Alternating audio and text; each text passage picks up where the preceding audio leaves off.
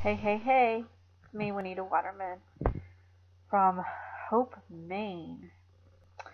What I want to tell you today is about people are finally seeing there's a lot of problems in the world, tons of problems, and they're getting discouraged because even religions don't have the answers. They're looking to all kinds of new age things, new wave things, because in their eyes, they see religions killing each other in war. They see religions molesting children and hiding it and keeping it hidden. They see politicians being bought. They see policemen being bought. They just see so much corruption. And then somebody who sells some pot goes to jail for years.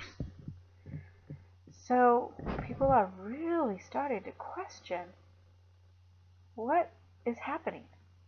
What are we putting our trust in? Who are we putting our trust in?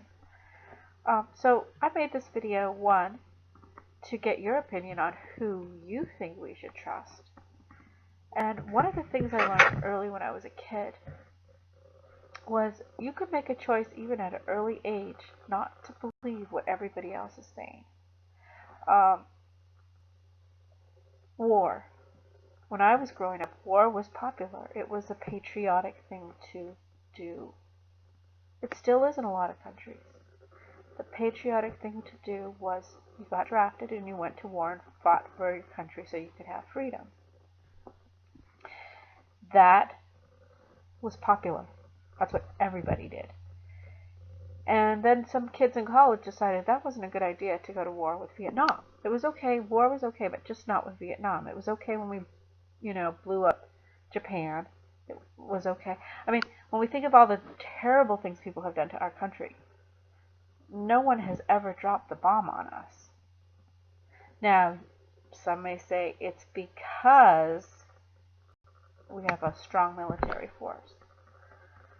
Well, or some may say it's because no one's as mean as us. No one is as cruel as us to do that. So, I'm not here to judge. I'm here to just talk about those incidents and how different people were affected by them. For me, when I saw the Vietnam War and heard about what happened in Japan, I was heartbroken because my parents told us we weren't supposed to fight. Us kids weren't supposed to fight, and yet we'd see them fight, and then we'd see wars.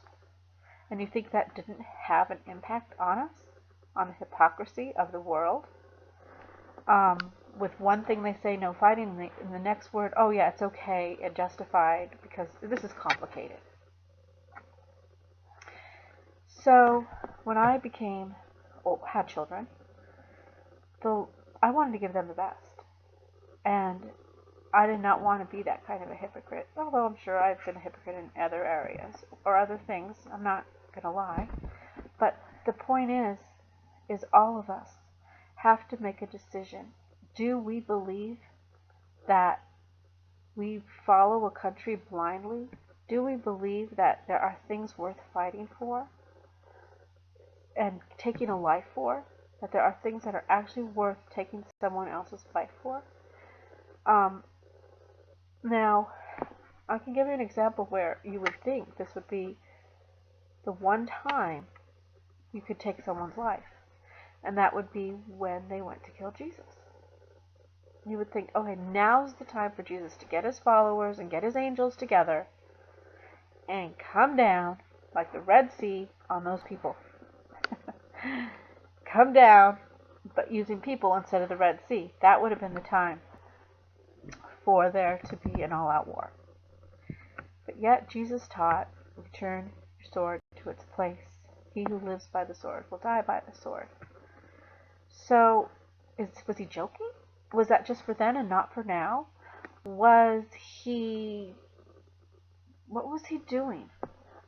And then I read in the Bible, you're supposed to follow in his footsteps. How many people did Jesus kill while on earth? None. He raised the dead. He healed the sick. And he did it all for free. Now, nothing wrong with money. He did not condemn the rich people. In fact, he said that it would be hard for them to get in the kingdom of heaven, but not impossible. And the only reason why is because sometimes you have to give up things and not kill your brother. And rich people have a harder time doing that. That's why they go to war. They have more stuff to protect. They need their stuff. So the more stuff you have, the more you need to protect it, and the more you are willing to take a life for your oil, for your land, etc. But that was not what Jesus taught. So, yeah, sure, there's a lot of religions out there. But how many of them actually do what Jesus taught? And that is to put down their swords. So, in every country out there, take a look around and ask yourself, where do you see people giving up their freedom so they don't have to kill another human? Because freedom isn't the most important thing. What is most important is having a good name with the Creator, having a good relationship with the one that can resurrect, with the one that can give you everlasting life. That's more important than freedom. Temporary freedom now, because you're not free from death, you're not free from taxes, you're not free from illness in this system. You'll never truly be free. It's not worth taking another life for. If somebody wants something of yours, give it to them. Now, there is one exception. And again, it's not with intent to kill. It is with intent to stop somebody from doing you harm. If somebody comes into your home, this is much different than somebody going to somebody's house and shooting it. But if somebody comes into your home and tries to do harm to your family, and you end up killing them, whether on purpose or an accident or whatever, I mean, it's an extreme situation. I don't think anyone will judge you, and even God will not judge you for that.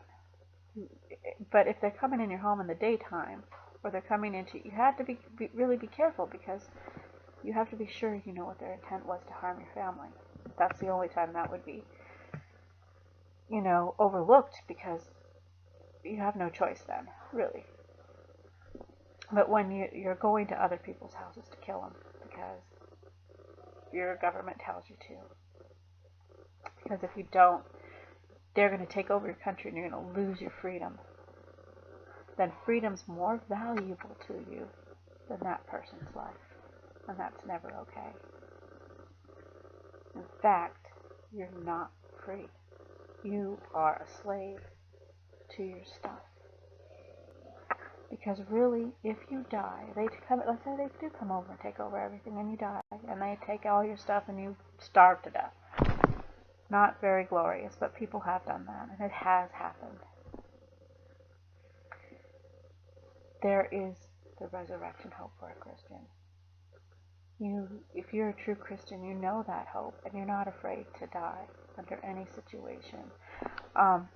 And I know that's true, and I know it's happened before when the Jehovah's Witnesses were taken into Nazi camps because they wouldn't fight for Hitler, because they didn't serve a government, not Hitler's government, not the U.S. government.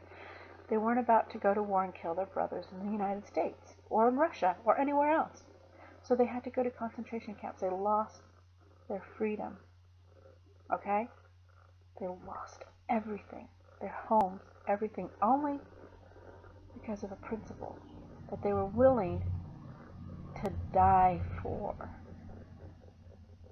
That's true freedom. True freedom is knowing what you're willing to die for. And so they had true faith that their death was not meaningless. And they left footsteps for us to follow like Christ did.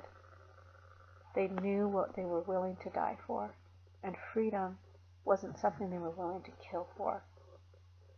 So if there really is true justice with God, which there is, then what's going to happen is they'll be resurrected back onto the earth where they belong, if that's where they belong, and have a chance to enjoy true freedom.